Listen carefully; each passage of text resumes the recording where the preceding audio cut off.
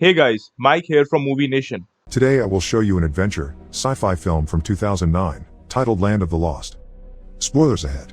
Watch out and take care. In a mysterious wild zone, an astronaut desperately calls for help, but his communicator isn't working. He believes he has fallen into some kind of tear in time and space, most likely not even Earth anymore. A roar in the distance puts fear in him and he begins running, but it's useless. A hungry T-Rex finds him anyway. Meanwhile on normal Earth, TV host Matt Lauer welcomes to his show his latest guest, pompous Dr. Rick Marshall. Rick has been studying quantum paleontology, which is based on the theory of time warps and has taken $50 million of research. He's even written a book about it, and now he's asking for more funds. Matt of course finds the idea of parallel dimensions laughable, and he points out every important scientist in the field calls it nonsense, which angers Rick and makes him leave the studio. But he comes back when he hears Matt say he's out of his mind, intending to fight him, only to be stopped by security. 3 years later, Rick is making a presentation on tachyons, subatomic particles that move so fast that they travel backward in time. He's designed a device, the tachyon amplifier, that should allow them to travel sideways in time to another dimension where past, present, and future all meet. Sadly, his audience doesn't care much. It's just a bunch of kids on a class field trip and they only have silly questions to ask. Giving talks for kids at a museum is the only job Rick could get after the incident on TV. But one person does seem interested in his research, doctoral candidate Holly Cantrell, who visits Rick and tells him he's brilliant. She thinks he should finish building the amplifier because his theories are right, and to prove it, she takes out an ancient fossil with an imprint of a modern lighter. She found it in the desert, surrounded by crystals that radiate tachyon energy, like the one she's wearing on her necklace. Rick looks at the fossil, takes out his own lighter, and puts it on the imprint. It fits perfectly. This gives him back the hope he had lost. The next day, Holly comes back to check on him again and finds him waking up from a food coma. He stayed up working until very late, but he did it. He finished the tachyon amplifier, which he built using some household objects, so it has some leftover data from the drive like silly songs. He hasn't been brave enough to test it yet though, so Holly takes him to the desert where she found the fossil. The problem is, the cave she used to explore has become a tourist attraction, so they must pay gift shop owner Will Stanton to take them there in his raft. The cave has been decorated to make it look spooky, but Rick and Holly don't care about the made-up myths Will is trying to tell them. There's a strong tachyon reading in his cave, so Rick turns on the amplifier, which falls into the water when an earthquake suddenly begins. The waters under them get more aggressive and the raft is pushed to the back of the cave, which has magically become deeper and glowing. The trio falls into a water vortex at the end of the ride. This vortex turns out to be a time warp that takes them to the land of the lost where past, present, and future collide, just like Rick had theorized. They're on a big desert surrounded by miscellaneous things that have fallen there, from random doors to a Viking ship. The only issue is that they've lost the amplifier, so they must find it if they want to return home. A sudden noise alerts them of a presence nearby, so they go investigate. They find two advanced primate creatures about to sacrifice a third, so the trio decides to cut in to rescue him. Will tries to scare them off with the flame of his lighter, but the creatures simply grab it when he accidentally drops it on the ground and run away. Since she's studied primitive languages, Holly approaches the third creature to show him their friends, and they learn his name is Chaka. Rick tries to check Chaka's wounded ankle, but this makes him freak out and run, so the trio goes after him. They end up falling into a hidden sandpit that takes them to an underground cave filled with bones. Sentient vines sneak on them from behind and grab them by the waist to hang them on a tree, so the group begins swinging from side to side to try to reach the trunk. A T-Rex appears on the opposite side and tries to eat them, but because of the swinging, he misses them and chomps on the vines instead. This frees the group and makes them fall to the ground, where they immediately start running away into the jungle, where they stop to take a picture of the T-Rex for proof before making their way into a mountain. Chaka has crossed a bridge and is trying to destroy it to stop the dinosaur from following him, so the trio must run extra quickly so they aren't left behind. They cross to the other side just in time, and when the T-Rex sees how narrow the bridge is, it decides the risk isn't worthy and leaves. It changes its mind however, when it hears Rick say its brain is the size of a walnut, so it turns around and jumps over the gap to go after them again. The group begins running once more and enters a different cave with an entrance too small for the T-Rex to go through, so this time it gives up for good. Will is sure the dinosaur has been looking specifically at Rick, and Holly decides to call it Grumpy. Inside this cave, Chaka finds the skeletons of two humans and a bunch of their stuff, including a record player, so they decide to camp there for the night. With Holly acting as his interpreter, Chaka tells them more about his life. He's the prince of his people and has been the victim of a treacherous plot to steal his throne. His only crime is to love too much, and he thinks he's been treated too harshly simply because he's pooped in the village well. Meanwhile, Will wants to put some boxes in front of the cave entrance to avoid being found, but Rick reminds him once again that dinosaurs have a brain the size of a walnut. Suddenly, something hits the cave and makes it shake, and when they go outside to check what it was, they find a giant walnut the T-Rex has thrown at them. The following morning, Chaka brings them some fruits for breakfast as a sign of friendship, but they have spiders inside, because that's what he considers food. The cave begins shaking again when a very bright light appears among the trees outside. Then Rick receives some weird visions of an alien asking him for help. He accepts this request and runs into the jungle with his group following him closely until they come across an abandoned temple with weird-looking statues and some kind of crystal obelisk that has been sending the message to Rick. Chaka is worried about these statues and tries to warn them of the beings hiding in the dark, but they can't understand him, so these lizard-like beings take the opportunity to come out and surround them.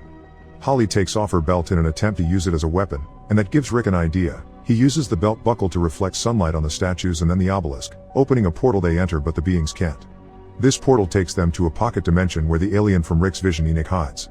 He explains the creatures outside are Sleestaks and they are trying to take over the world by using the power of the crystals. To defeat them, he needs the tachyon amplifier to unleash the full power of the crystals. That way he could also send the trio home. Will doesn't trust this guy, but Rick accepts to help. The group goes back to the jungle where Rick makes a miniature map of the area to try to form a plan to find the amplifier.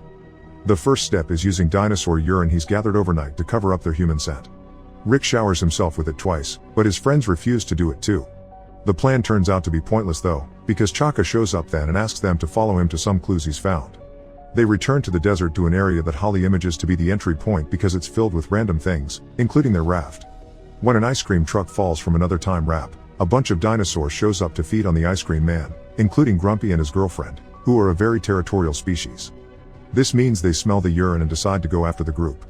The party begins running in different directions, and Grumpy manages to catch Rick, but he frees himself when his laser pointer gets Grumpy in the eyes and makes him drop him. After hiding in various buildings and vehicles the dinosaurs keep destroying, Rick hides behind a big rock and finds a tank of liquid nitrogen, which he picks up and takes to a catapult that Holly and will prepare for him. The tank is shot into the female dinosaur's mouth, making it explode in a million pieces and revealing the amplifier, which had been in her stomach all along. Before they can reach it though, a little dinosaur tries to grab it, and a pteranodon comes in and takes it to its nest when hunting the smaller prey. This makes Rick give up on their search, and Holly is hurt by this decision because she had thrown her future in science away for following him and his crazy theories. She, Will, and Chaka go back to the jungle to camp for the night, and Holly translates a bit more of what Chaka tells them about his life. He misses his tribe, which is nomadic and lives where food is. The women serve all the men's needs, and as the prince, Chaka has a harem of his own. He thinks they're ugly but they make up for it with nice personalities. Their little chat is interrupted by Rick, who had a lot of time to think and has decided he won't give up. He tries to apologize for his attitude with a song on the banjo while a huge mosquito sucks his blood, which makes him feel tired. The mosquito ends up dying when Rick passes out on top of it. The next morning, Rick doesn't notice the giant welt on his back. He just guides the group to the volcano where the dinosaur nest and the amplifier are. Very carefully, Rick sneaks among the eggs without touching them and reaches the amplifier, which has been playing music all along. When Rick turns it off though, the eggs start hatching, because what has been keeping them asleep is the music acting as a lullaby. Rick can't find a way to turn the amplifier back on, so he starts singing, and his friends soon join him, even Chaka, who proves to have a wonderful singing voice. The baby dinosaurs go back to sleep, and the group manages to escape with the amplifier. To celebrate their success, they return to the desert and have fun in the pool, where Chaka shares some fruits with Rick and Will as it is tradition in his village. These fruits turn out to be opiates, so while the three men wait for the effects to pass, Holly tries out the amplifier. It makes another crystal obelisk appear in the middle of the desert, and she enters it to find a cave inside with dinosaur eggs, so she keeps one. There is also a hologram with a message from the natives with a warning. Enoch is actually the bad guy and he's trying to get the power of the crystals for himself. Before Holly can run back to tell her friends though, she's captured by a Sleestak. Meanwhile, the men fall asleep after eating a giant crab that fell in a hot spring and got boiled. The following morning, they discover Holly is gone, so Rick sends Chaka on a mission while he and Will explore the obelisk cave. There are Sleestaks guards around taking a break to shed, so the men steal their shed skins to put them on and pretend to be Sleestaks too. They follow the creatures to the temple where Holly is in a cage about to be lowered in lava for having helped Enoch, so now Rick and Will know the truth as well. The Sleestaks want to capture them too, so Rick jumps on Holly's cage and begins swinging it from side to side to hit each creature and push them into the lava. The two of them jump out of the cage before it falls and they kiss, then Holly tells them to hurry up and leave before Enoch finds them. There's a little problem though, they had already sent Chaka to get him. Enoch appears then with an army of Sleestaks he's mind controlling with a crystal of his own and steals the amplifier before making Grumpy appear to take care of them. Rick decides he mustn't run anymore, so after sending Holly away for her own safety, he confronts the T-Rex. He tries to use some of the fireworks Will had in his pocket, but they don't work, so he throws them away together with his lighter, which creates the fossil Holly found. Next, He uses a staff the Sleestak priest had been holding to try a pole vault, but Grumpy simply swallows him when he's in the middle of the air. Since Rick was his only goal, Grumpy ignores the others and leaves, so now the Sleestaks return to the temple. Enoch enters the obelisk and begins working the amplifier on the crystals while the group tries to fight off the Sleestaks, but there are too many of them. Suddenly, some powerful help arrives. It's Rick riding on Grumpy, who easily defeats all the enemies that surround them. Holly and Will want to know how he's alive, so Rick tells them Grumpy pooped him out, and when he was making his way out, he dislodged some intestinal blockage. Grumpy is thankful for that, so the two of them are now friends. The group enters the obelisk portal and finds Enoch, who has already opened a time warp to Earth.